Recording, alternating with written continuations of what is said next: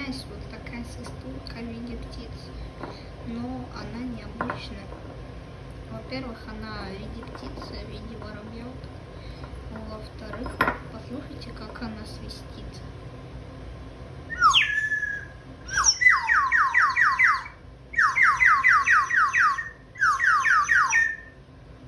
Это прям как щебет птицы. В общем, свистулька очень прикольная.